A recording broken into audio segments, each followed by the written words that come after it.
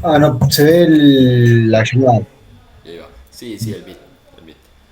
Ah, rayos. Bueno, vamos a arrancar con una presentación así rápida del TP2. Perdón, profe, ¿está grabando por casualidad?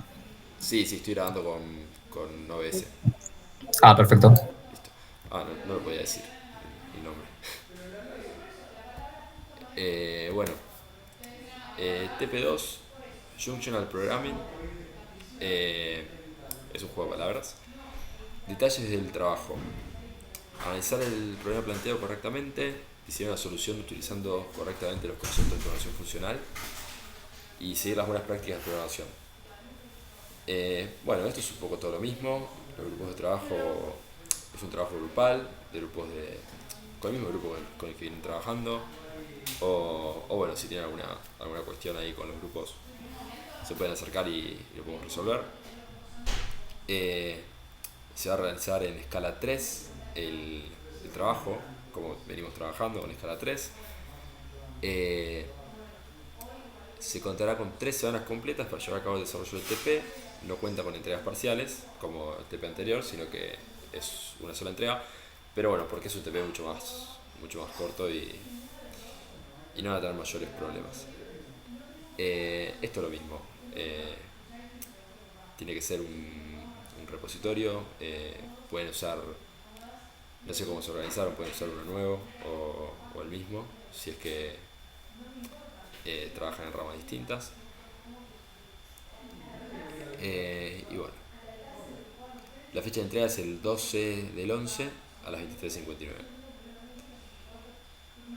Y arrancamos. Entonces, básicamente el TP consiste en manipulación de archivos JSON con una tool funcional. Para los que no saben, JSON es un formato para almacenar datos, metadatos muy utilizado. Eh, Así que, bueno, esto es un poco una introducción a cómo se ve una expresión JSON. Ahora vamos a ver un poco cómo es esta jerarquía, ¿no? que se puede ver acá a la derecha. Digamos, bueno, es algo parecido a la programación en C o en Java, ¿no? Voy guiando por el orden de las llaves. Eh, las llaves van encerrando, digamos, lo que sería la jerarquía. Ahora, el formato de texto JSON, JavaScript Object Notation, es un estándar de intercambio de información que ha tomado muchísima popularidad, no solo en la transmisión de datos a través de Internet, sino también como formato de configuración, base de datos, escritura de logs y más. El formato JSON se compone, simplificadamente, para los fines de este trabajo práctico, de una semántica del estilo JSON Expression, que puede ser un literal, un object o un array. Es algo, es algo ¿no? parecido a esas primeras clases de cálculo lambda, en el que teníamos expresión lambda, que podía ser una variable, una abstracción o una expresión. Entonces, una aplicación, digo. Un literal es un valor string, booleano o number. Number es, corregime Fede, es cualquier número. Eh, Después pueden ver la documentación. Object, los objetos se componen de pares clave-valor, como ven acá, y están encerrados por llaves. Cada clave es, bueno, acá no se ve, pero cada clave es un string y el valor es una expresión JSON. Y un array que, bueno, básicamente es un conjunto de una secuencia de expresiones JSON cerrada por corchetes. Nada nuevo. Acá en este link pueden ver más en detalle esto. Y bueno, eh, ¿qué hay que hacer para el TP con esto? Una herramienta muy adoptada en sistemas Unix para el procesamiento de inputs JSON es JQ, un toolkit muy poderoso para poder leer, filtrar, escribir y más operaciones sobre texto que siguen el formato JSON, tomado a partir de archivos o de entrada estándar. Incluso cuenta con un playground, después vamos a ver un toque, para probar comandos. El objetivo del trabajo es realizar una herramienta que contemple solamente un subset de las mismas o similares funcionalidades de esta herramienta, realizado en escala y basado en los conceptos de la programación funcional. Esto último es muy importante, tiene que seguir a rajatabla dentro de lo posible, ¿no? Porque esto ya lo discutimos con programación orientada a objetos. Si uno es muy purista dentro de un paradigma, lo más probable es que se termine bloqueando a sí mismo o enredando con la implementación. Pero bueno, la premisa es que la gran mayoría del TP esté respetando estos principios que vimos en la clase de funcional. Para realizar este trabajo se deberá familiarizar con el formato JSON y con la funcionalidad de JQ. Bueno, en caso de tomar una decisión respecto a lo mismo, en caso de tomar una decisión, alguna hipótesis, hay que plantearla en el informe. ¿Cómo va a ser este programa que vamos a usar para manipular JSON? Primero vamos a ver cómo es la entrada y los argumentos que se le pasa a este programa. El programa tiene que recibir argumentos al instanciarlo. Tienen que ser la operación que se desea hacer y los parámetros que correspondan a la operación, que después vamos a ver. El input JSON va a ser recibido por entrada estándar al iniciar el comando. O sea, yo voy a correr junctional y opciones. Vamos a explayar un poco a qué nos referimos con opciones. Y este par clave de valor que se ve acá abajo es un objeto JSON que el usuario ingresó por entrada estándar, por teclado. Y acá abajo se ve el output, o se puede redirigir, ¿no?, el contenido de un archivo por entrada estándar y lo va a tomar sin problema como la entrada del programa. El comando de procesar la entrada y determinar si un JSON es válido o no, bueno, eso es lo primero que tiene que hacer el programa, ¿no? Porque si yo no le paso un JSON de formato válido, no puedo terminar esta jerarquía, va a quedar, digamos, inconclusa y no voy a poder operar. ¿Y qué más? Si es válido, se aplicará sobre el input recibido la operación determinada en los argumentos.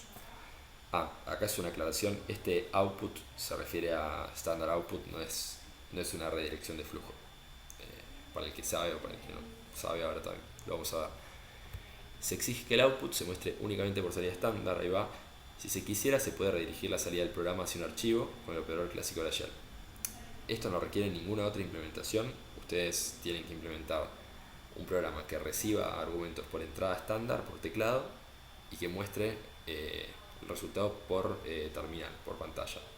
Después estas redirecciones es una suerte de magia que bueno, obviamente es mucho más cómodo redirigir un archivo JSON que ya está escrito en un archivo a la entrada estándar del programa, porque es mucho más rápido que copiar y pegar o escribirla a ustedes.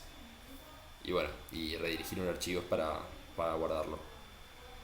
Cada llamada junctional debe ser una operación atómica sobre el JSON recibido, pero si se quisiese, se pueden realizar operaciones más complejas encadenando a través de piping de llamadas al comando. Bueno, una operación atómica es que en una corrida de nuestro programa, la operación empieza y termina antes de aplicarse otra operación. Por eso acá van a ver que, por ejemplo, acá estamos con el comando cat mostrando el contenido de este archivo por salida estándar. Este operador lo habrán visto, es el operador de pipe. Entonces, ¿qué estamos haciendo? Esta es otra manera de redirigir el flujo de salida estándar hacia nuestro programa. Estamos redirigiendo el flujo redirigiendo la salida de cat archivo JSON a junctional. Ese junctional ops, el primero, realiza una operación atómica sobre ese input que recibe. Y como ven, el output de nuestro programa se le está dando como el input del programa que sigue. Y así con el que sigue. Y bueno, después de estas tres operaciones se muestra el output por pantalla. Pero así pueden ver que es bastante útil, porque puedo, digamos, hacer esta cadena de operaciones y, digamos, no tener que hacer tres operaciones en tres corridas distintas, sino que las puedo hacer en una corrida. Y bueno, más sobre redirecciones y pipes. Esto es para los que no están tan familiarizados. Existe una serie de operadores dentro de la shell de Linux que nos permiten realizar redirecciones de flujo desde o hacia archivos, o redirigir la salida de un programa hacia la entrada de otro, como estuvimos viendo. El operador, vamos a decirle menor, envía la información del fichero, archivo, como standard input. El operador mayor redirige el flujo de salida estándar hacia el fichero. Si no existe, lo crea. Eso también está bueno. Si no, lo sobrescribe. Bueno, eso también son cosas más técnicas. Hay más operadores de redirección que los pueden averiguar para jugar, pero bueno, esto sería lo más básico. Y bueno, como ya dije, el operador, esta barra se utiliza para crear un pipe entre los programas. Un pipe bueno, es una tubería, es un canal de comunicación entre la salida de un programa y bueno, lo recibe otro, ¿no? Tiene una dirección, el pipe va de un lado para el otro, en este caso va de izquierda a derecha, si queremos decir. Este canaliza la salida del programa de la izquierda hacia la entrada del programa de la derecha. Ahí va. A fines de desarrollo del TP, quiere decir que a la salida de la operación aplicada sobre el archivo JSON es posible aplicarle otra función en cadena como parte de una única solicitud. Lo mismo. Además, este operador debe permitir canalizar la salida de un programa hacia una invocación de Junctional. Esto quiere decir que la salida del programa es tomada por Junctional como su entrada estándar. Bueno, sí, la verdad que es toda una repetición de lo mismo. Y bueno, y es importante, cat es un comando de Linux, no lo tienen que implementar, sino que está, pueden correr en cualquier terminal de Linux. No hay que implementarlo. Bueno, acceso o paths. Esto es una sección que se refiere a cómo acceder, digamos, a los distintos elementos, ¿no? Pues yo voy a recibir un JSON válido y dentro de mi programa voy a, digamos, jerarquizarlo. Bueno, si alguno se dio cuenta, esto es, digamos, un análogo a un árbol de sintaxis abstracto del archivo JSON, ¿no? Y bueno, quiero poder escribir rutas de acceso a cada elemento de mi objeto JSON, de mi expresión JSON. Una de las primeras cosas que querríamos, querríamos en nuestro procesador es poder leer una estructura JSON accediendo a ciertas partes de la estructura. Esto podría dar una especie de indexación o bien por ciertas condiciones. Tal como indica la documentación de JQ, el acceso a las entidades JSON se da mediante una sintaxis de filtros que combinados resultan en lo que denominamos path, donde encontramos los operandos y sintaxis. Un punto literalmente, ahora vamos a ver. El operando base, que básicamente toma el input inicial y retorna el mismo input. Sería como referirnos a la raíz de la estructura JSON recibida, el root que vimos acá. Esto sería el punto. Acá estoy. Punto key o punto entre corchetes y con comillas key. Este operando refiere a la indexación de una clave de un objeto JSON. Retorna el JSON que está como valor de la clave en el objeto. Una cosa así como un get de un diccionario. Punto index es el operando de indexación de arrays, donde básicamente se retorna el valor ubicado en la posición index del array, ¿no? Bueno, nada nuevo esto. Y bueno, acá se nombra nueva pipe, que es una manera de encadenar accesos previos. Por ejemplo, acá dan punto A, pipe.b. Esto indicaría en primer lugar acceder al valor de la clave A del JSON inicial y sobre el resultado de ese valor obtener el valor asociado a la clave B. Bueno.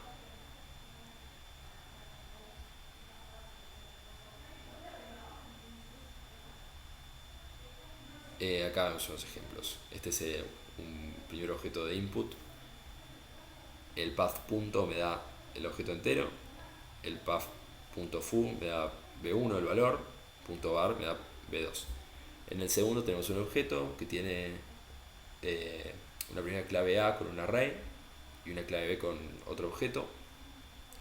A me da el array, A0 me da el primero y B me da el objeto.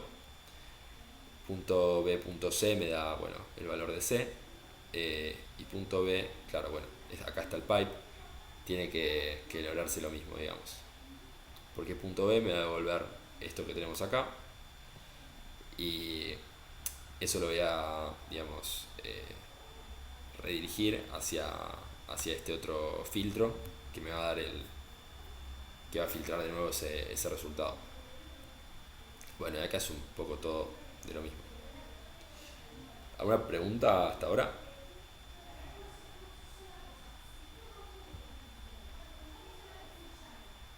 Nada, bueno.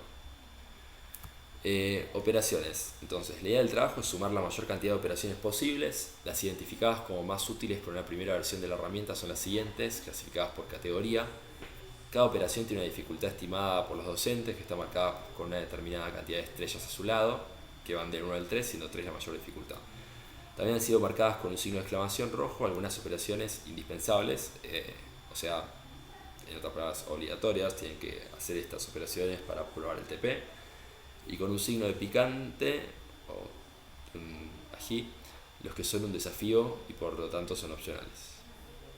Entonces, bueno, acá tenemos estas distintas categorías de operaciones. Tenemos operaciones de adición y borrado. Por ejemplo, add key agrega una clave, un par clave valor en este path. El path tiene obviamente que apuntar a un objeto JSON, porque si no, no estaría pudiendo leer una clave, un par clave valor. Bueno, el output es claro, es un nuevo, digamos, un nuevo JSON con el objeto designado por el path con una nueva key. Después tenemos add item, que agrega un nuevo elemento a un array. Tenemos delete, que borra una parte de este input. El path puede ser cualquier expresión JSON. El path no, digo, el path puede apuntar a cualquier expresión JSON. Y mergea un nuevo elemento a un array JSON. O sea, ¿qué quiere decir esto? Other es un object o un array, y esto se mergea con el root del input. Ok, el input JSON original mergeado con los elementos del parámetro other. Ejemplo, si el input es un array, se mergearán con los elementos del array other. Si el input es un objeto, se mergearán con las claves novedosas, es decir, las que no estén presentes en el input, que estén en other. Esto igual, si tienen alguna duda de qué significa, también pueden preguntar por el canal. Me imagino primero estarán muy ocupados con estas, después a lo último van a estar con esto. Bueno, también hay de transformación. Tenemos la operación edit, que a la expresión que apunta a un path le, digamos, edita su valor por el valor pasado la operación. Tenemos la operación flatten. Lo que hace flatten es que de un input JSON que sea un array de arrays, los concatena en un mismo array, como el flatten de escala. Y tenemos la función map, que a cada elemento del root del input le aplica una función que es esta transformer. Esta función transformer, bueno, sí, digamos, es una función que se aplica sobre bueno, se va a aplicar sobre array objetos. Y después tenemos maprec, que es un map recursivo, que digamos, bueno, el map anterior se aplicaba sobre las expresiones del root, ¿no? Ahora el maprec va a ir por estas expresiones, por las expresiones que están adentro, hasta llegar al nivel más bajo de la jerarquía del archivo. También hay, bueno, esto es muy importante, hay funciones de filtrado. Tenemos get, tenemos, bueno,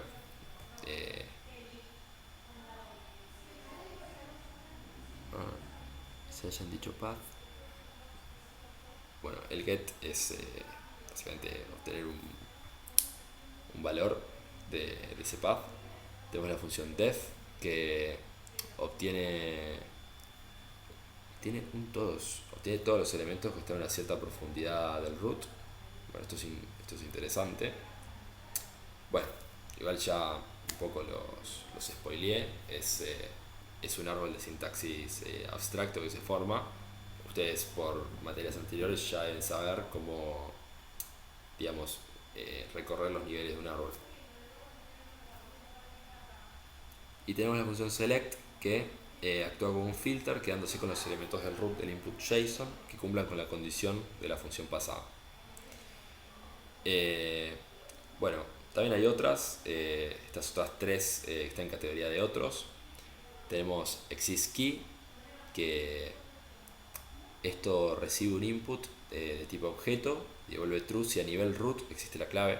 Está bien, o sea, a nivel root. Ahora, ¿qué pasa con la que sigue? existKey rec va a buscar esa key dentro del objeto root y dentro de los digamos, de los miembros de ese objeto, de los pares clave valor de ese objeto root, y así recursivamente. Y bueno, por último tenemos all con una condición que recibe un input de tipo array y retorna true si todos los elementos cumplen con esta condición. Las operaciones que reciben funciones como parámetros no tienen una sintaxis particular la cual seguir, pueden definir la que mejor les resulte para lograr el objetivo. La misma debe estar bien explicada en el informe. Está bien. Bueno, la idea no es explayarse tanto ahora con esto. Si tienen preguntas, pueden preguntar por el canal. Vamos a hacer un mini tour por lo que es JQ y bueno. Esto, si quieren, lo pueden leer ustedes solos. Importante los criterios de aprobación. Esto ahora estaría bueno, si tienen dudas, hablarlas. Para que un TP se considere aprobado, deberá al menos cumplir con los siguientes criterios mínimos. Se debe poder interpretar cualquier path de acceso con al menos una de las notaciones. Ok, o sea, acá se proponen varias, ¿no? ¿Para dónde? Bueno, sí, hay distintas notaciones en algunos casos. Por ejemplo acá. Sea esta o sea esta, es lo mismo, con que haya una está bien. Deben estar implementadas todas las operaciones indispensables, las aleatorias. Deben implementar suficientes operaciones como para alcanzar un mínimo de 10 estrellas. Estas estrellas hay que sumarlas con un sistema de puntos. Y no se deberá contemplar el manejo de los casos de error, ya sea por invalidez del input o por imposibilidad de realizar una operación para dicho input o parámetros. Bueno, por esto es un poco más corto. Si le pasamos o sea, el programa tiene que estar preparado para recibir JSON válidos. Si recibe un JSON inválido, no tienen por qué chequearlo, por qué notificarlo, que rompa el programa y no es un requisito del TP.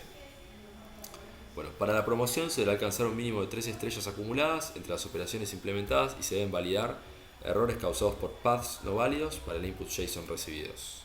Si bien estas son funcionalidades mínimas requeridas para la aprobación, un TP se considera completo solo si cumple con todos los requerimientos descritos en las secciones anteriores. Para alcanzar la nota máxima del trabajo se espera que esté implementada toda la funcionalidad con su correcto manejo de errores. Ok. Ahí va.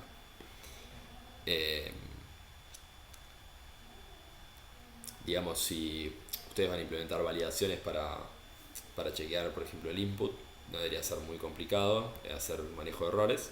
No es obligatorio, pero bueno, para alcanzar la nota máxima es requerimiento. Y bueno, vamos acá a JQ. Vamos para atrás. Uy, acá. Bueno, JQ lo tienen en cualquier terminal, me parece, de Linux. Sí, yo lo tengo, por ejemplo. Pueden probarlo acá. Acá donde en la pantalla, digamos, principal de JQ, que acá en el TP está, van a manual y bueno, van a ver un poco cómo es que funciona. Pero la idea no es tanto que se basen en el funcionamiento de JQ, sino que sigan las indicaciones del TP. O sea, tiene que ver, pero es nuestra implementación de JQ y nuestra representación. Y después acá está JQ Play, que es el playground de JQ. Y acá, por ejemplo, metí un JSON de ejemplo con bueno, distintas esto es todo un objeto con pares clave valor, con listas, que la lista tiene objetos que a su vez tienen arrays. Bueno, es así. Es algo parecido a las expresiones lambda, que pueden tener abstracciones dentro de aplicaciones, dentro pueden tener variables y bueno, todo lo mismo, todo puede estar en todos lados. Ahora, por ejemplo, yo quiero acceder a... acá puedo hacer estos filtros, estas consultas, puedo escribir paths. Acá quiero acceder al company ID y por ejemplo escribo así, punto company ID, obtengo el valor. Si escribo solo un punto, obtengo todo el JSON completo. Por ejemplo, a ver, yo puedo querer acceder al objeto employees, ¿no? Y podría por el objeto employee, a ver, es una, bueno, accedo al valor que es un array. Yo puedo querer, no sé, acceder a los nombres de los empleados. Voy a hacer voy a usar este operador y por ejemplo al contenido de de esta lista quiero obtenerle los nombres. Voy a usar el pipe .name, .name y acá tengo los nombres. Y bueno, mi recomendación: lean el manual, investiguen, fíjense cómo van a contemplar este caso para escribir paths. Son todas cosas que hay que pensar por el TP. Pero bueno, no es tan complicado, no se preocupen. Después les paso todo esto. ¿Alguna duda? ¿Consulta? Sí. Sí, es cuestión más de elegir qué es lo que quieren hacer. No sé si trabajaron con JSON alguna vez, es súper simple. Eh, el TP está pensado justamente para ser en funcional, solo se va a poder usar el paradigma funcional. No es una limitación, sino que es una ayuda.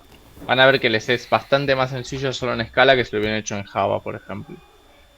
Usando solo las funciones que vimos y un poquito más, ¿no? Pero digo, usando solo el paradigma funcional, este tipo de casos suele bastante fácil. Van a ver que de hecho no es muy poquito código.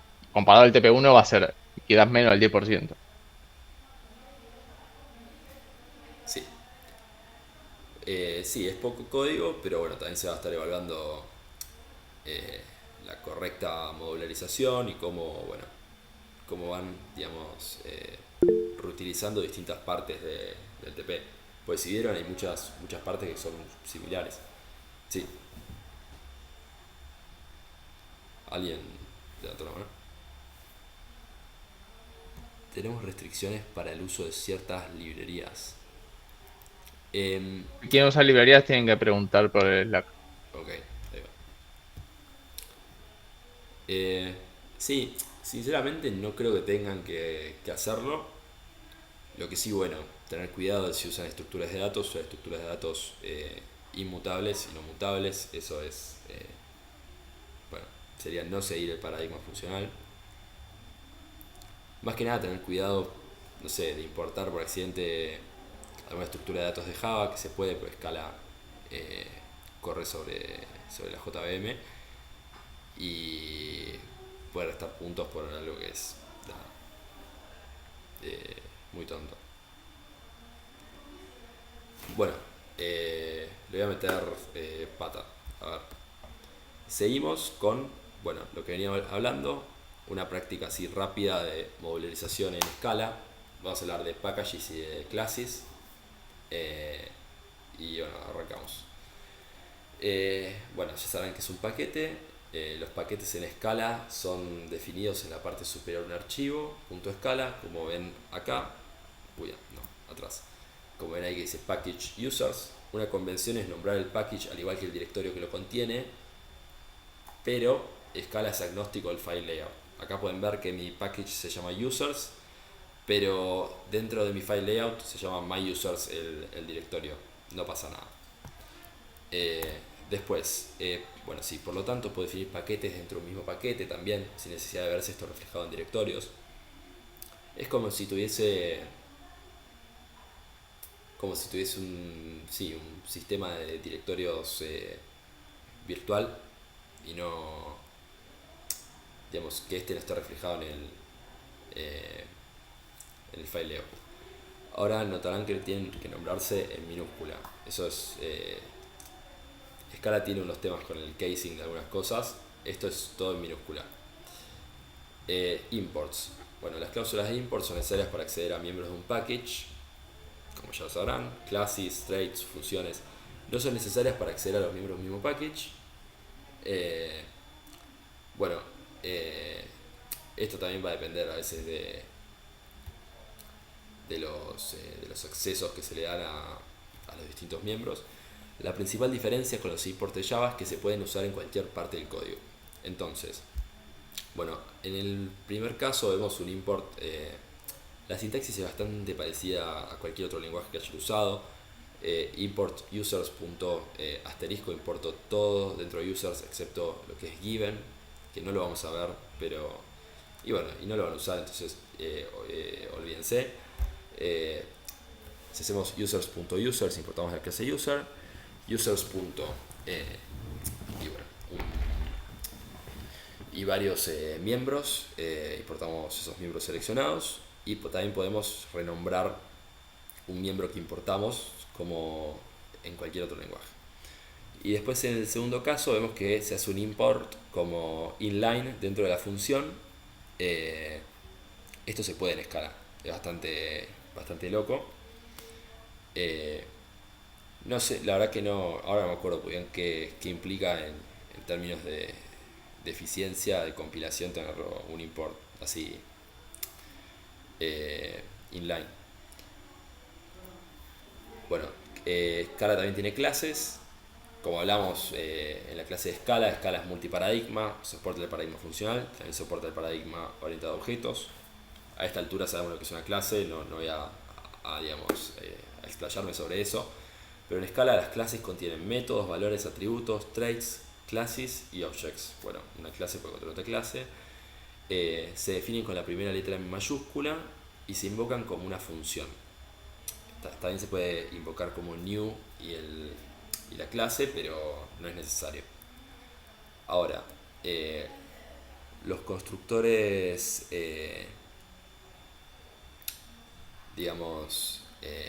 los constructores también son en la misma línea de definición de la clase. Ahí vemos que definimos una variable x y una variable y para point. Definimos un método move y hacemos un override del método de representación en string to string, y se terminan con un end y el nombre de la clase. Ahora, como vemos, si hacemos println point1, que es el objeto instanciado por la clase, vemos que se va a imprimir así. También tiene soporte para parámetros opcionales, es decir, podemos no pasarle parámetros, especificar qué parámetro queremos pasar, pero esto les hará ruido. En el paradigma funcional no usamos clases, o sea, no van a usar estas clases, en el TP no las tienen que usar, pero sí pueden usar otro tipo de clases, que son las case classes, que son, comparten nombre, pero en realidad tanto no tienen que ver con las clases en sí. O sea, son similares, pero se usan para modelar datos inmutables. Son más parecidas a lo que sería un extract, creo yo. Son, interfaces para acceder a distintos valores.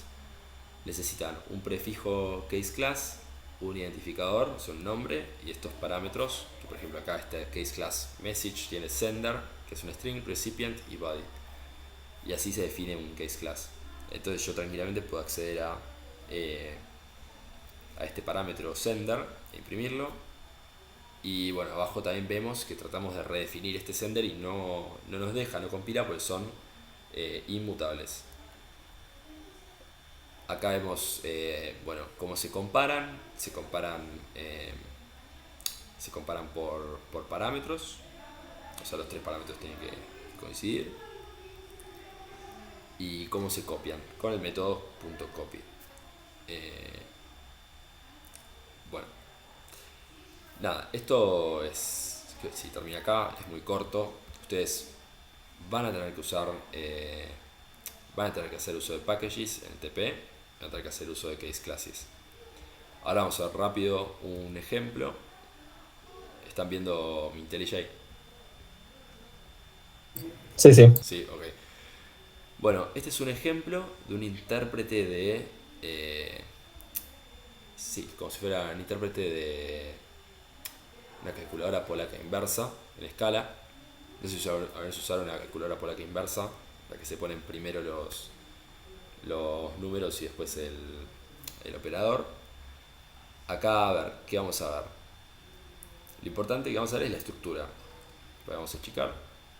Uy, no. Era este. Bueno, vamos a la carpeta source, main scala. Bueno, y acá ya tenemos 4 paquetes. Vamos a entrar al primero, intérprete. Tiene el nombre de package definido al igual que el paquete, digamos, que el directorio. Acá vemos algunos imports, por ejemplo, acá está importando operador, está importando estos miembros y esto de acá abajo. Bueno, en este caso no deberíamos poder usar esto, pero bueno, como decía antes, no hay que ser tan puristas, pues si no nos llegamos a nada. A ver, y bueno, sí, la premisa de un stack es que es mutable. Entonces, tenemos 4 módulos, también está lector, modelo, que estos 4 están en representación de una función que tienen sus miembros dentro del programa. Ahora, el punto de entrada, como ya sabemos, es el main.scala. Entonces, ¿qué va a hacer este programa? While input sea distinto de null, input siendo entrada estándar, va a leer una ecuación del input, digamos, y la va a parsear. ¿Qué significa parsear? Para quien no lo sabe, es recibir una expresión en formato string e interpretar la jerarquía, digamos, la sintaxis dentro de esa expresión. Después vamos a tener una expresión que resulta de interpretar esa ecuación parciada y un resultado que resulta de procesarla. La estructura de su TP va a ser muy similar. Esto está en el repositorio. Ustedes van a recibir un input, van a parsearlo, digamos. A ver, vamos a ver un poco qué hace leer ecuación. Se importa del lector, vamos a ir al lector. Ok, ¿qué hace leer ecuación? Leer ecuación recibe este string, lo splitea por espacios y bueno, pasa esta lista de strings a otra función que es leer ecuación rec, una función recursiva que, bueno, interpreta la estructura que tiene este input del usuario con pattern matching. Ven, no hace falta usar por ahora ninguna librería externa. ¿Y qué dice? Si es nil, devuelvo list. Este devuelve otra lista de operador y float. Operador no sabemos qué es todavía, pero por ejemplo, si encontramos un elemento de la lista, vamos a comparar por valor. En este caso, si es un más, lo reemplazamos por un operador suma. Si es un por un operador mult.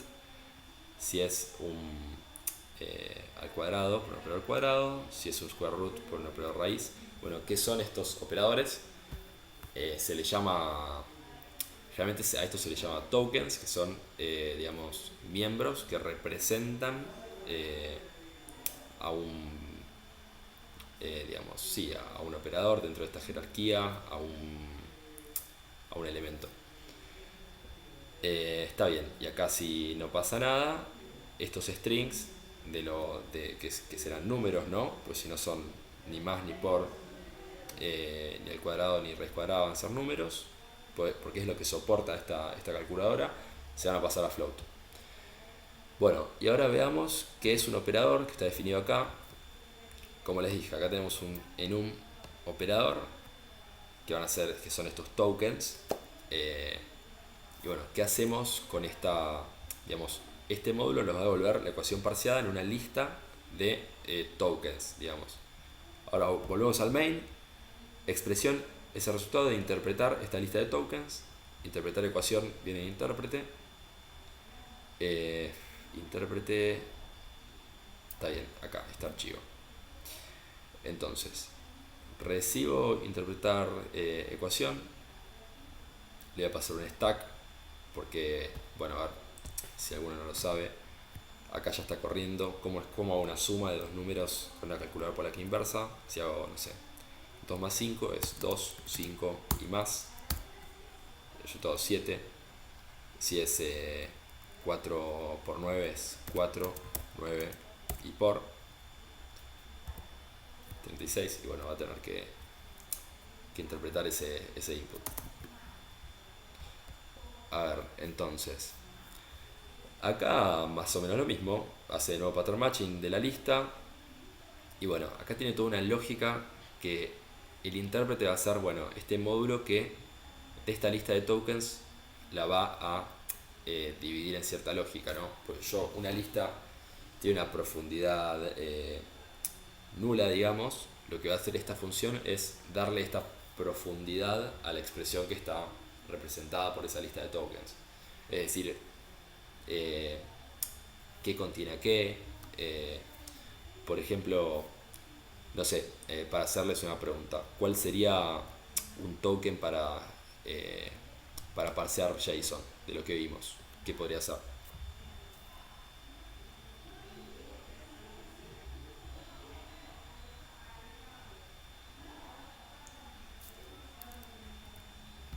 No, esto no.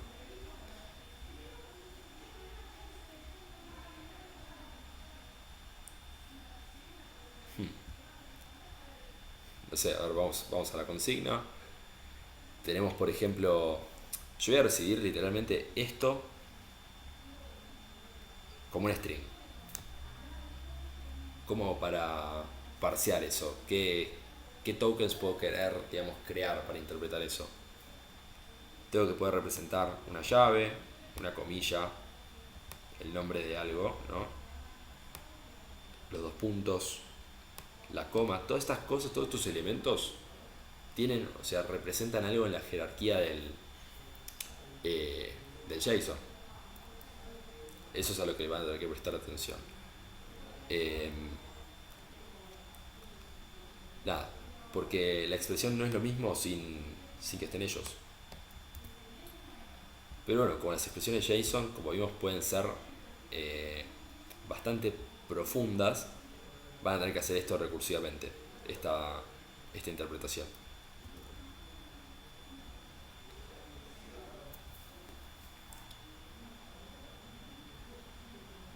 Bueno, y acá antes de ver esto, vamos a ver, acá ya estamos en lo que sería no, esto es el intérprete, pero el intérprete y el lector están jugando con elementos que están dentro de un modelo de representación.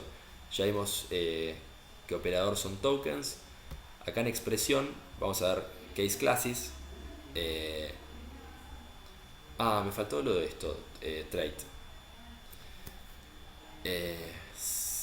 Bueno, sealed es una keyword que no es digamos, que no es extensible, este trait. Ahora, ¿qué representan estos case classes? Estos case classes van a ser, digamos, los distintos miembros de mi árbol de sintaxis abstracto. O sea, mi árbol de sintaxis abstracto en realidad va a estar de alguna manera conformado por estos case classes, que básicamente son, digamos, expresiones que contienen otras expresiones. Por ejemplo, acá vemos que la case class valor extiende expresión, suma extiende expresión, todas extienden expresión. Valor va a ser un float, digamos un número en este caso de la calculadora. Suma va a sumar dos expresiones, ¿no? Mult también va a englobar a dos expresiones, raíz y cuadrado también a una expresión. Y bueno, se irán imaginando que una expresión dentro de suma puede ser una multiplicación, una raíz, un cuadrado. Esa es la clave. Ahora, a ver, intérprete. A ver, quiero ver algo acá. Está bien. Bueno, y básicamente lo que hace el intérprete es, de esta secuencia de tokens, va a ir englobando digamos, armando estas expresiones y anidándolas. Nada más que eso, para devolverla acá, la expresión. Me va a volver toda una expresión. Ustedes van a tener que estar atentos, por ejemplo, a ver, si viene el token coma, significa que estoy pasando a qué? Y a otro elemento del array, a otro miembro del objeto, a eso va a tener que ver dependiendo de dónde está. Y bueno, y por último, el resultado es lo que resulta, valga la redundancia, de procesar esta expresión, digamos, de esta expresión anidada de case classes, que es muy simple. Lo van a ver, es muy simple. Acá, por ejemplo, procesar en la suma, proceso las dos expresiones y las sumo. Acá directamente salgo de la abstracción que es la notación polaca, y acá paso a estar dentro de cómo se hacen estas operaciones en escala. Así que bueno, nada, no es mucho más. Lo tienen en el repositorio, después lo mando por Slack también. Estamos, sí, de tiempo ya estamos con esto. ¿Alguna pregunta? ¿Quieren que repita algo? ¿Fui muy rápido con algo? Bueno. Bueno, entonces termina la práctica de escala, arranca la práctica de programación lógica. Voy a dejar de compartir.